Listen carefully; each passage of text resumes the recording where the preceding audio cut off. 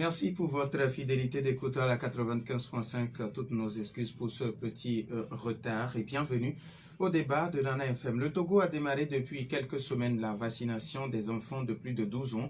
Ceci selon les autorités sanitaires pour mieux maîtriser la maladie à coronavirus. Comment se déroule cette campagne et où en sommes-nous? Voilà les interrogations qui seront les nôtres ce matin. Et pour en parler, nous recevons sur nos plateaux Dr Tagba Tilalou, directeur préfectoral de santé d'Agouenivé. Docteur, bonjour. Bonjour.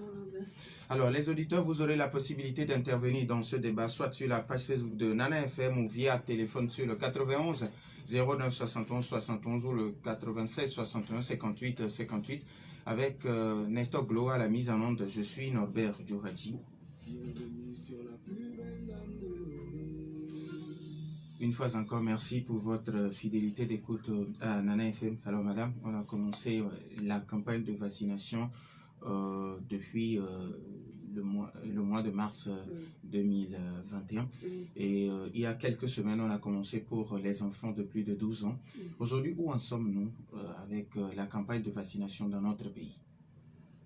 Globalement, nous avons commencé avec les personnes avec des comorbidités, les plus de 50 ans. Ensuite, nous sommes allés aux plus de 18 ans. Et actuellement, là, c'est la tranche d'âge de 12 à 17 ans qui est visée. Donc, globalement, nous devons vacciner pour la première tranche. Nous devons vacciner les 12 à 17 ans. Nous devons vacciner 1 380 477 personnes.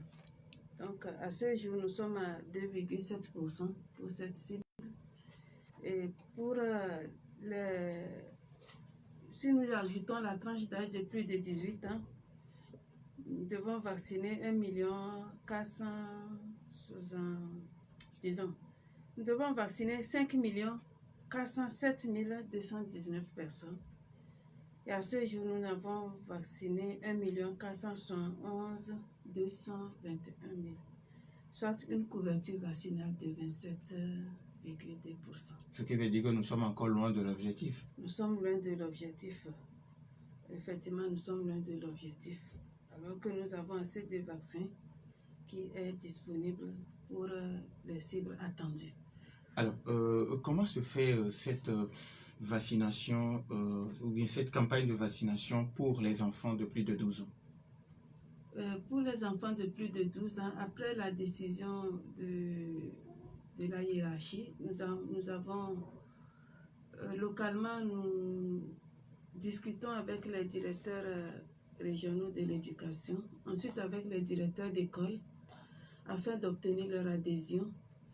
Ensuite, nous continuons par discuter avec les parents d'élèves aussi, afin qu'ils permettent aux élèves d'adhérer à la vaccination.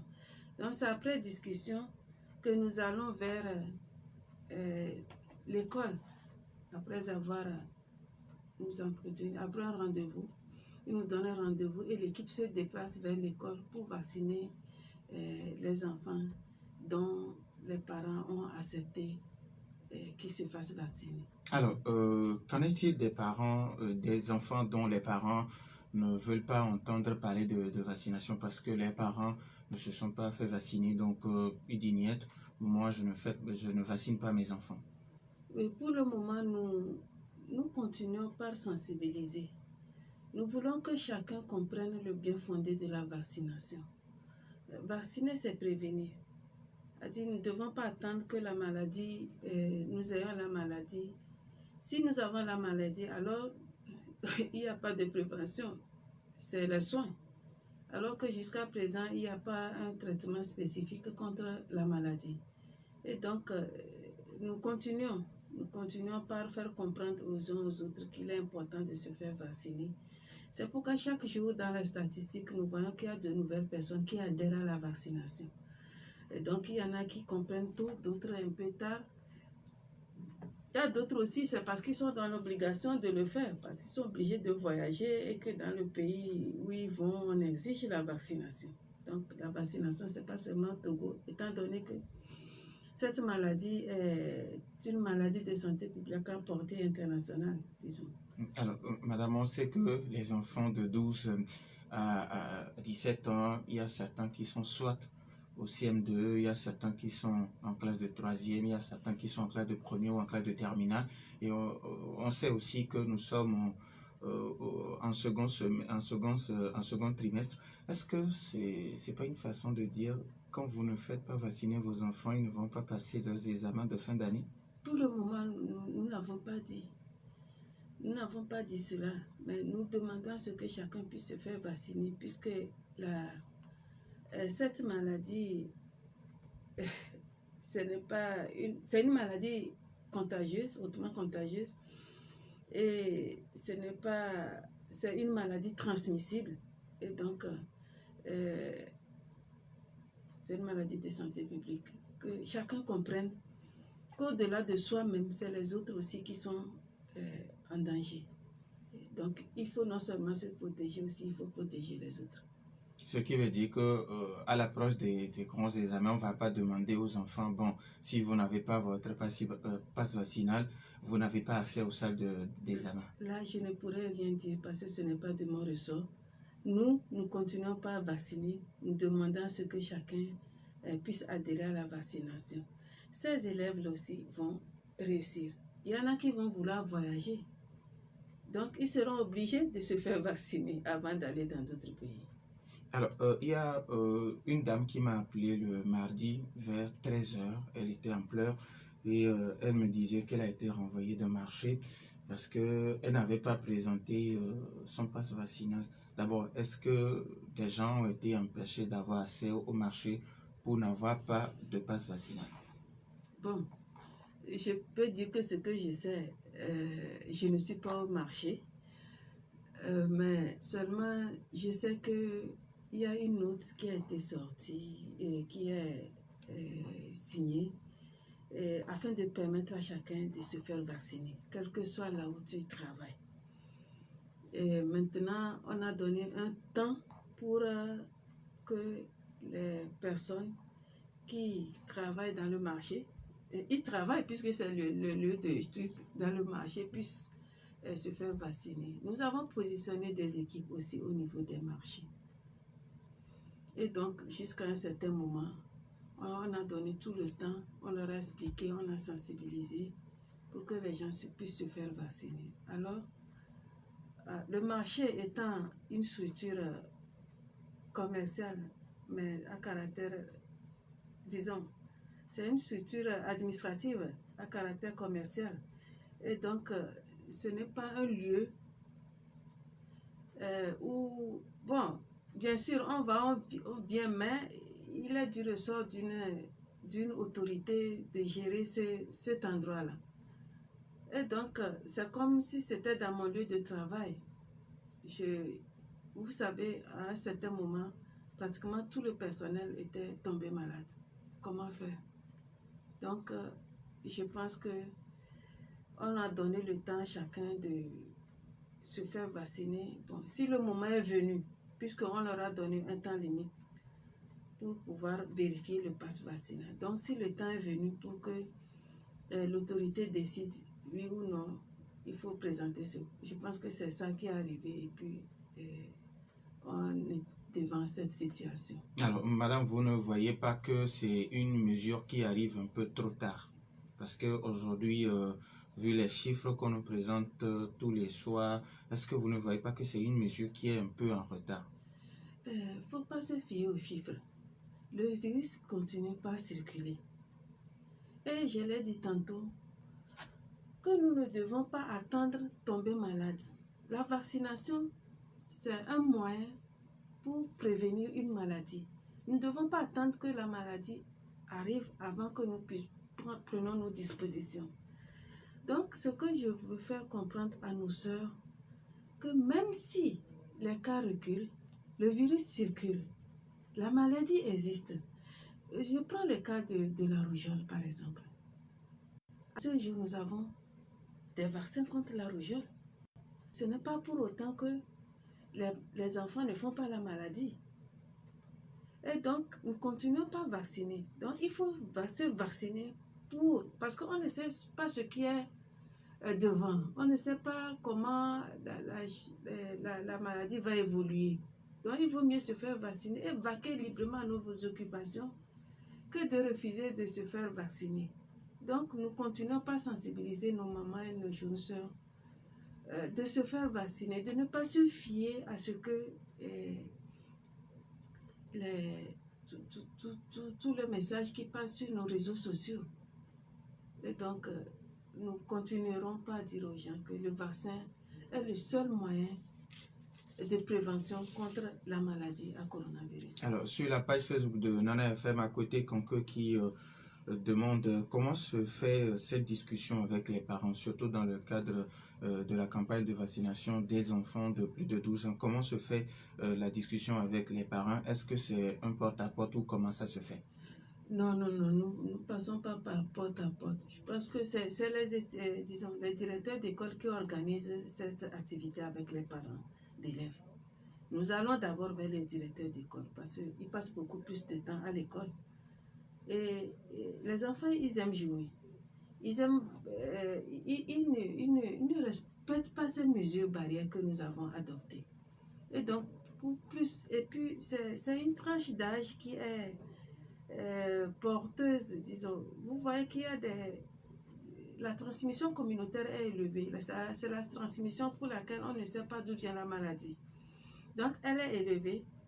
Et donc, cette tranche d'âge-là est porteuse du virus et elle transmet tout autour. Et donc, pour lui permettre de vaquer librement à ses occupations, je pense que le Togo n'est pas le premier pays à commencer cette vaccination pour cette tranche d'âge. Donc, c'est en cela que nous passons par les directeurs d'école pour qu'ils puissent atteindre les parents d'élèves afin qu'on ait leur adhésion. Est-ce que vous êtes sûr que le directeur peut arriver à convaincre les parents? Parce que le directeur n'est pas scientifique. Oui, le directeur n'est pas scientifique, mais nous sommes là en tant qu'agents de santé, personnes ressources, pour les appuyer. Le directeur, c'est eux qui nous ont formés pour que nous soyons là où nous sommes. Donc, nous leur apportons aussi le message qu'il faut. Nous arrivons à les convaincre. Nous allons les convaincre. Nous allons continuer toujours par les amener à accepter cette vaccination. Alors, toujours sur la page Facebook de Nana FM, Godis Vincent qui écrit: quelles sont les statistiques COVID-19 dans cette tranche d'âge que vous voulez les vacciner à tout prix? Parce qu'il faut dire que nous avons eu, présentement, je n'ai pas les chiffres sous les yeux, mais nous avons eu beaucoup de ces enfants, même les enfants, les tout nouveaux-nés aussi, qui ont fait la maladie et qui en sont morts. Donc, vous savez que nous ne faisons pas le dépistage systématique. C'est quand la personne a eu un symptôme qu'elle se présente au niveau de la structure pour se faire dépister. Parce qu'il faut beaucoup de ressources pour ça. Mais cette tranche d'âge-là, il y en a beaucoup. Il y a beaucoup d'écoles qui ont été fermées. Et bon, c'est que les gens ne veulent pas dire la vérité. Il y en a qui ont été malades. Beaucoup ont été malades. Et les statistiques sont là. La prochaine fois, je vais essayer de réunir ces informations pour venir à vous. Alors, les auditeurs ont maintenant la possibilité de nous appeler sur le 91 09 71 71 ou le 96 61 58 58. Alors, nous avons un premier auditeur. Nana FM, allô? Oui, allô. Pelé, bonjour. Bonjour. Allez-y avec votre question. Salut, madame. Bonjour, monsieur. Bon, je pense que nous aurons toujours les mêmes questions à poser avec les mêmes réponses de les médecins. Parce que peut-être que ce qui va changer, c'est qu'on veut vacciner les enfants. Mais la question aujourd'hui, c'est de savoir est-ce que nous avons un bilan des adultes, tout ce qui s'est passé. Est-ce que nous avons un bilan? Est-ce que le bilan est positif ou négatif? C'est la première question. Mais la deuxième question, c'est à la nuit où nous sommes maintenant, je pense que pour beaucoup d'êtres humains, la Covid est derrière. Elle s'est du passé. Maintenant, je ne sais pas comment ces gens-là vont exhorter leurs enfants à rester vaccinés. Je ne sais pas comment la sensibilisation va se faire. Est-ce qu'il ne serait pas souhaitable de rentrer dans les maisons directement pour ces gens de vaccination si seraient concernés les enfants? Parce que je avais beau dire que la petite c'est que les gens restent à la maison et que les gens passent et on vaccine les gens. Et pour chuter, madame, je sais que c'est vous qui dirigez aussi aujourd'hui ce pays. C'est vous qui donnez des décisions. À la nuit où nous sommes maintenant, nous sommes dans un état d'urgence. Moi, c'est ma préoccupation majeure. Nous sommes dans un état d'urgence et en un moment, le gouvernement a des directions, d'aller aux directions. Et quand on pose la question, vous allez dire que non, ça c'est politique, c'est ça. Mais alors que c'est vous qui donnez des décisions. S'il faut aller aux élections, il faut enlever l'état d'urgence. Merci. Merci à vous aussi. PL 91 09 71 71. Nana FM, allô? Oui, oui, Tata Ragal, bonjour. oui, bonjour. Est-ce que vous pouvez diminuer un peu le volume de votre poste récepteur ou bien vous en éloigner un peu? Okay, so, Oui, ça peut aller, allez-y. Bonjour, madame. Bonjour, madame. Oui, vous ne faites que parler de avant, on vaccine des enfants par aujourd'hui. Pourquoi ils ont vacciné son enfant depuis la naissance, même avant la naissance? Jamais. Parce qu'on sait ce qui rentre dans le corps. Ça là, c'est quelque chose qui est venu et tout le monde est dans le doute. Je l'ai fait. Son papa a fait. Même moi, mes enfants, le fruit de mes enfants, ils ne vont pas faire. Si on va les obliger à l'école, ils sont en classe d'examen. Je vais fuir avec mes enfants, pas mes enfants. Merci. Merci à vous aussi, Tata Ragal. 91 09 71 71. Nana FM, allô? Allô? Papa Sibiti, bonjour. Bonjour, mon directeur. Oui, allez-y. Bonjour, mon docteur. Bonjour, Papa Sibiti. Oui, je vous remercie. Mais les enfants, excusez-moi, c'est la propriété des parents. Éducateurs que nous sommes, vous nous filmez. Au lieu de... Moi, je pense qu'il faut traiter avec les parents des enfants que de traiter avec les directeurs régionaux, les directeurs d'école. Non, parce qu'ils ne sont pas, ils ne peuvent pas s'imposer à mes petits-enfants qui ne sont pas leurs parents. C'est les parents qui doivent décider d'abord. Excusez-moi d'être un peu dur. Je suis, depuis ce que le président de la République fait, les médecins que vous êtes, je suis content. Et je ne peux pas m'opposer à la loi prise par, à un règlement pris par le président de la République. C'est nous, c'est notre président. Mais ça là, non, je ne suis pas d'accord avec vous pour la première fois. Traiter avec les parents des enfants. C'est les parents qui ont amené les enfants à l'école. L'école n'est pas la propriété. Les enfants ne sont pas la propriété de l'école. Merci beaucoup. Merci à vous aussi, Papa Sibiti. Pardon. 91 09 71 71 ou le 96 61 58 58. Alors, madame, Oui. nous avons d'abord un autre auditeur. Nana FM, allô? Oui. Allô? Oui, bonjour. Bonjour. Bon, je voudrais aussi... D'abord, votre nom, s'il vous plaît. Ah, mon nom, c'est Blaise. Blaise. Vous nous appelez de? Depuis Combassier à Guassier. À Guassier. Oui, allez-y. Oui. Bon, bonjour, docteur. Bonjour, monsieur. Moi, ça me fait mal quand ces docteurs circulent ou bien passent par les antennes pour nous troubler. Moi, je dis, parce que je ne vois pas, est-ce que si je pose la question à ce docteur-là maintenant, est-ce qu'il connaît la composition de ce vaccin? Et nous avons tous appris à l'école que le vaccin prévient, c'est-à-dire que c'est un cas pour prévenir les maladies. Alors qu'on nous dit que quand on prend ce vaccin-là, on doit encore faire la maladie. Bon, maintenant, de deux, qu'est-ce que qu'est-ce qu'il faut donc des résultats des travaux ça organisé donc de l'université avec les littératures d'autres là. Mais ils ont sorti quelque chose, non? Et au jour d'aujourd'hui, on nous dit qu'ils ont besoin donc de l'argent pour pouvoir promouvoir dans ces produits-là. Mais où est-ce qu'ils sont laissés dans ces résultats? Et de deux, j'ai appris que quand les enfants prennent ces vaccins-là, les jeunes filles, les jeunes garçons auront des problèmes à leur temps donc de procréation. Maintenant, vous nous imposez des choses et dites qu'on doit le faire.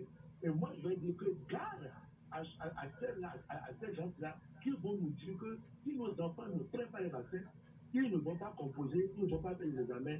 Là, ce serait très grave. Merci à M. Blaise Dagoué Assier. 91 09 71 71. Nana FM, allô, on prend le dernier auditeur. Allô. Oui, Allô. Madame Essie, bonjour. Allô. Oui, allô. Allô. Allô. Bonjour. Oui, bonjour Madame Essie. C'est ici, oui. Je pose la question. Oui, allez-y. Voilà. Il y a beaucoup de mêmes questions. Il y a beaucoup de mêmes questions et qu'on va poser à la dame. C'est quoi un Covid, un vaccin? Est-ce que ça se guérit par la zithromycine, des vitamines B, C et tout le reste? Oui. Et est-ce qu'on impose le vaccin dans les autres pays africains aussi, jusqu'aux enfants actuellement? Non. Est-ce que... Et puis, est-ce que vous avez signé un document afin de vous poursuivre tous ceux qui font la propagande de cette histoire-là en cas de pépin? Non, vous n'avez rien signé avant de nous imposer ces vaccins-là. Et moi, je remarque que tous ceux qui étaient en bonne santé et qui se sont fait inoculer ce truc ont maintenant la santé fragile aussi. Il y a ça qui se passe, ils ont des petites maladies, des petits trucs qu'ils ont. Et puis, la dernière fois, sur les médias, il y a un présidentiable français qui dit, même pas avant-hier, qui dit la population, en 2030, la population... Allô? Oui, allô, on vous écoute. Allô? Oui, en allô. 2030, la population africaine va doubler et on veut nous imposer ce vaccin, surtout au Togo, ici.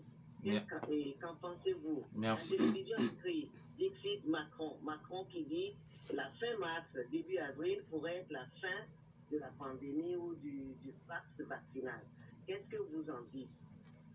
Merci beaucoup, Madame Essie. Alors, Madame, d'abord, avant de répondre à ces questions, sur la page Facebook de Nana FM, il y a Ogan Christian qui écrit est-ce que vous savez les conséquences de ces vaccins sur les enfants à court et à long terme? Est-ce que des enfants n'auront pas de problème après vaccination à court ou à long terme? Le vaccin n'est pas d'aujourd'hui, disons. Nous avons toujours eu des vaccins. Les scientifiques ont développé des vaccins pour qu'on lutte contre les maladies. Nous avons dit qu'à ce jour, si nous sommes exempts de certaines maladies, telles que la diphtérie, que certains ne connaissent pas, le coqueluche, que certains ne connaissent pas. Je prends la maladie, la tuberculose, qui, dans le temps, on appelle en local Yomekpin. Ça veut dire que c'était une maladie qui entraînait la mort. Beaucoup de maladies aujourd'hui qu'on a pu éviter grâce à la vaccination. Et donc, nous devons avoir foi à la vaccination. C'est la vaccination qui nous a permis à ce jour d'éviter beaucoup de maladies dans le monde. Dans le monde, et au Togo en particulier. Et donc, si je reviens à la sensibilisation des enfants, je n'ai pas dit que seulement les parents d'élèves.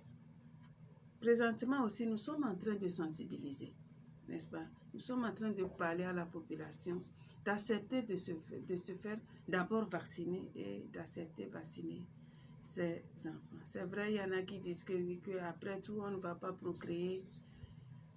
Sachez que pour éviter de procréer, disons, il y a d'autres méthodes que nous utilisons en planification familiale, qu'on est libre d'aller choisir.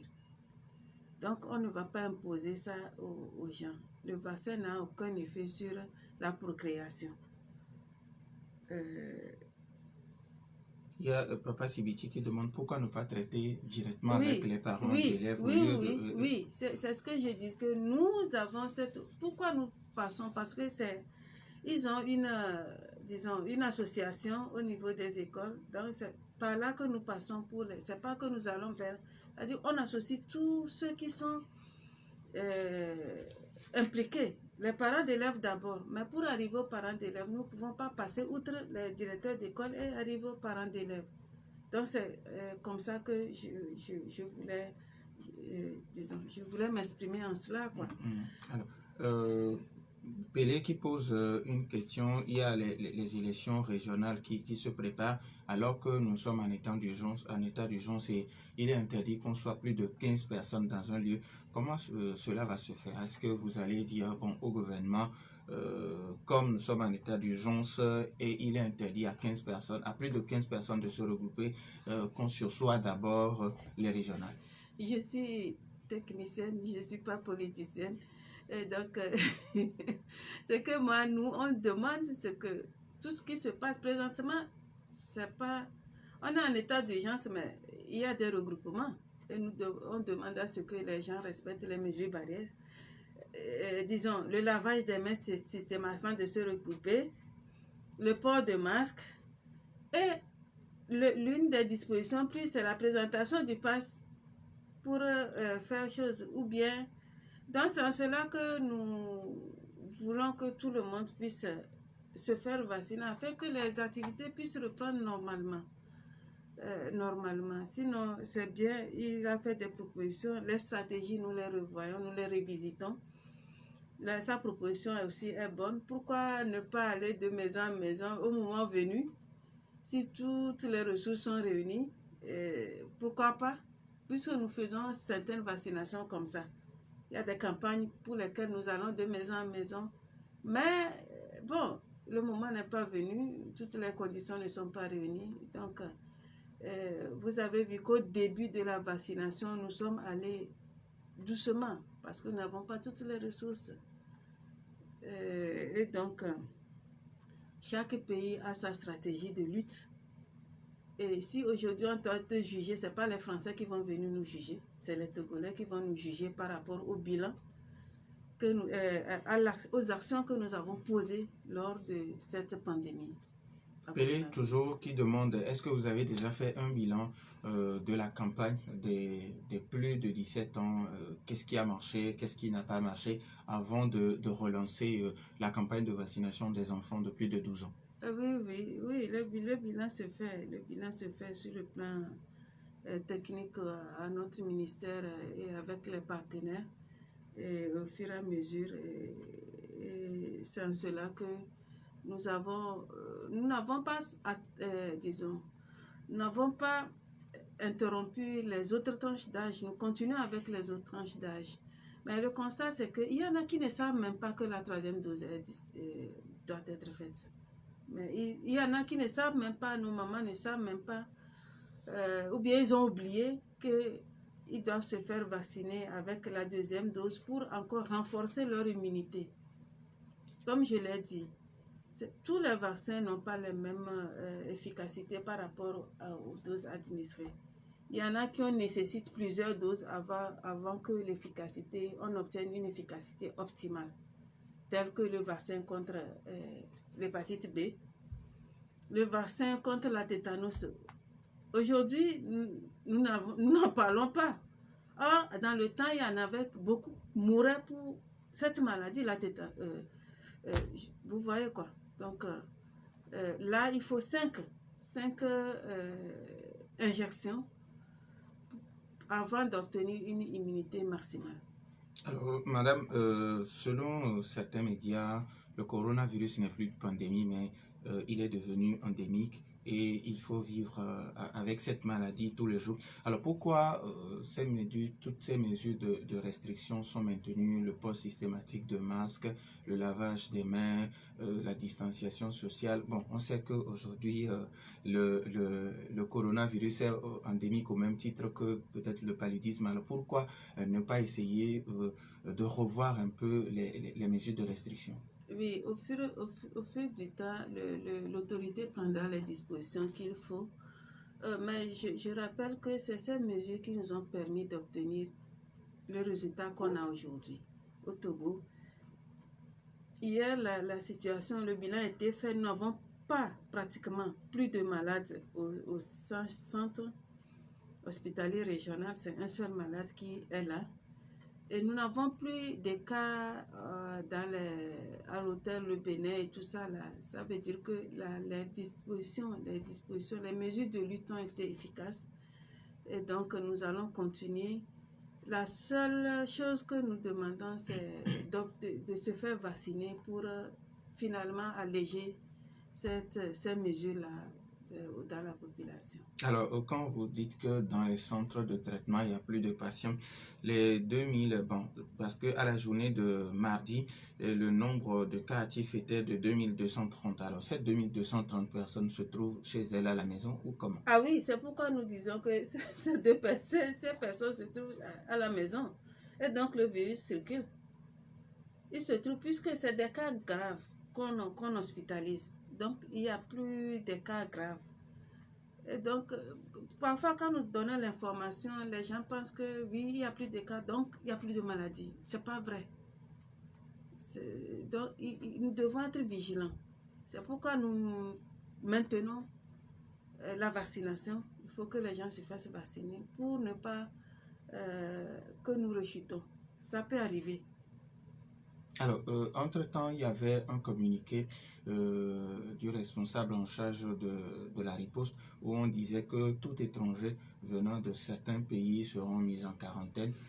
Est-ce qu'à un moment donné, on a délaissé cette mesure ou comment? Oui, ces mesures, c'est par rapport à la situation épidémiologique qui prévaut dans ces pays-là. C'est pour limiter la propagation dans notre pays, ou bien les cas importés. Et donc, au fur et à mesure que la situation évolue, les dispositions prises sont revisitées. Et donc, pour le moment, ce n'est plus le cas au niveau de l'aéroport. Alors, madame, il y a madame Essi qui demandait certaines personnes après le vaccin sont devenues fragiles. Est-ce que vous confirmez ce qu'elle a affirmé? Je ne nie pas le fait que le vaccin puisse avoir des effets indésirables, comme tout médicament, comme tout produit qu'on ingère ou bien qu'on injecte à une personne. Mais cependant, n'oublions pas que ce n'est pas le coronavirus seul qui est là. Il y en a qui étaient porteurs d'autres maladies. Et ça peut être une coïncidence qui puisse manifester ces maladies ou bien... Bon, nous, l'information que nous donnons, c'est que lorsque tu te fais vacciner et que tu ne te sens pas bien, tu dois retourner dans la structure où on t'a vacciné, présenter ta carte, on relève les informations, on te soigne. Normalement, ce n'est pas payant. Tu ne payes rien, mais ça ne veut pas dire que c'est le vaccin qui a induit la maladie. Nous poursuivons les investigations et nous dirons si c'est oui ou non le vaccin qui a induit cette... Nous avons eu beaucoup de cas, ce n'était pas le vaccin, c'est parce que les personnes là étaient porteuses d'autres maladies et que vous savez que nous n'avons pas cette culture-là de faire le bilan. Et lorsque nous ne nous sentons pas bien, nous nous apprêtons à l'automédication qui n'est pas du tout bonne. Et donc, quand le vaccin vient, en plus, on dit que bon, c'est vrai. Mais dans notre système, nous notifions tous les effets indésirables. Donc, il faudrait que la personne repasse dans la structure. Elle est prise en charge gratuitement. Et puis, nous poursuivons l'investigation pour voir si c'est le vaccin qui a induit cet état ou bien ce n'est pas le vaccin. Alors, vous avez 15 secondes pour votre mot de la fin. Le virus circule. Vous l'avez dit tout à l'heure qu'il y a, bien sûr qu'il n'y a pas de malades à l'hôpital, mais il y a des malades dans la communauté. Et donc, nous ne devons pas continuer par nier l'existence de ce virus-là, de cette maladie. Et j'en appelle à tout le monde de se faire vacciner afin que les choses puissent reprendre normalement. Je vous remercie. Merci à vous aussi, Dr Tagba Chilalou, directeur préfectoral de la santé d'Aguenivé. Merci aussi à nos auditeurs, tant sur la page Facebook que physique. Merci également à Nestor Glo pour la mise en onde. Je suis Norbert Djouradi. Bonne suite de nos programmes.